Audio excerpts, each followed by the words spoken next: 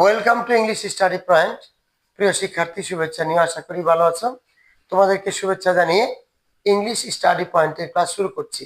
প্রিয় শিক্ষার্থী, আমরা তোমাদেরকে মনের ভাব প্রকাশের জন্য 5 প্রকারের সেন্টেন্সের গঠন শেখাবার চেষ্টা করছি। তো এগুলো কিন্তু 5 প্রকার বাক্য। তোমাকে আবার আমি মনে করিয়ে দিই: অ্যাসার্টিভ, ইন্টারোগেটিভ, ইম্পারেটিভ, অপারেটিভ এবং এক্সক্লামেটরি।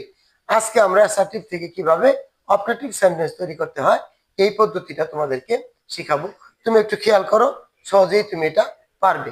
তাহলে এই যে অপারেটিভ সেন্টেন্স, এই অপারেটিভ সেন্টেন্সটি অ্যাসার্টিভ সেন্টেন্স থেকেই সরাসরি মানে গঠন হবে বা তৈরি হবে। তো আগে আমরা প্রথমে কি করি, এই অপারেটিভ সেন্টেন্সের সংজ্ঞাটা পড়ে নিই। অপারেটিভ সেন্টেন্সের সংজ্ঞা হলো যে সেন্টেন্স দ্বারা বক্তা কাউকে দুয়া বা আশীর্বাদ করে। কথা বুঝে গেছে?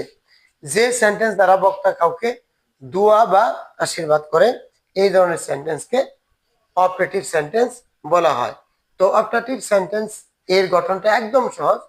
যখন কোনো অ্যাসার্টিভ সেন্টেন্সের সামনে মেয়ে বসিয়ে দেওয়া হয়, তখনই কিন্তু অপারেটিভ সেন্টেন্সটা হয়ে যাবে, অর্থাৎ অ্যাসার্টিভ সেন্টেন্সটা অপারেটিভ হয়ে যাবে যদি কোনো অ্যাসার্টিভ সেন্টেন্সের সামনে শুধু মেয়ে বসিয়ে দেওয়া হয়। প্রিয় শিক্ষার্থী, আমরা বোর্ডের দিকে তাকাই। এই অ্যাসার্টিভ থেকে অপারেটিভের গঠনটা হলো গঠন প্রণালী মেয়ে প্লাস অ্যাসার্টিভ সেন্টেন্স, অর্থাৎ কোনো অ্যাসার্টিভ সেন্টেন্সের সামনে মেয়ে বসিয়ে দিলেই সেই সেন্টেন্সটা কি হবে? অপারেটিভ সেন্টেন্স তৈরি হবে। তবে এখানে একটুখানি ব্যতিক্রম আছে, যে অনেক ধরনের সেন্টেন্স আছে, তো সবগুলোতেই কিন্তু আমরা মেয়ে ব্যবহার করতে পারবো না। ওগুলো আবার আলাদা ক্যাটাগরি আছে, আলাদা ক্যাটাগরির যে সেন্টেন্স গুলো আছে ওইগুলো ওইভাবে থাকবে।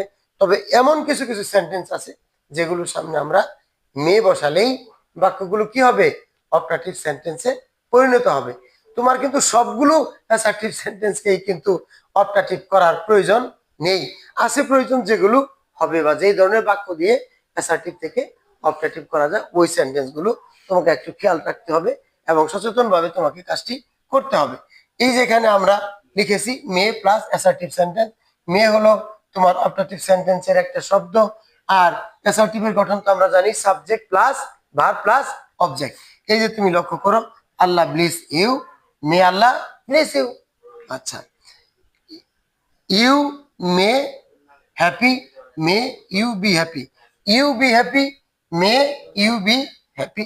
Long live our king, long live our king. এখানে একটা জিনিস আমরা এই বাক্যটা, লাস্টের বাক্যটা এই জন্য তোমাদেরকে লিখেছি যে গ্রামার অনেক সময়ই এটা সাপোর্ট করে যে মেয়েটাকে উজ্জ্ব রেখেও অ্যাসার্টিভ সেন্টেন্সটা কি হয়? অপারেটিভ সেন্টেন্স হয়।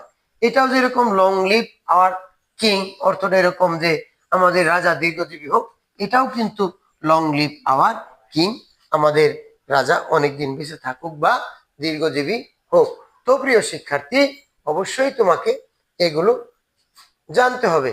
তাহলে দেখো, আমরা কিন্তু এই পর্যন্ত 4টা সেন্টেন্স তোমাদেরকে নিয়ে আসছি। আরো একটা সেন্টেন্স তোমাদেরকে শিখাইছি, সেটা হলো অ্যাফার্মেটিভ টু নেগেটিভ। এরপরে অ্যাসার্টিভ থেকে ইন্টারোগেটিভ, অ্যাসার্টিভ থেকে ইম্পারেটিভ, এবং আজকে তোমাদের সাথে আমাদের কথা হলো কি নিয়ে?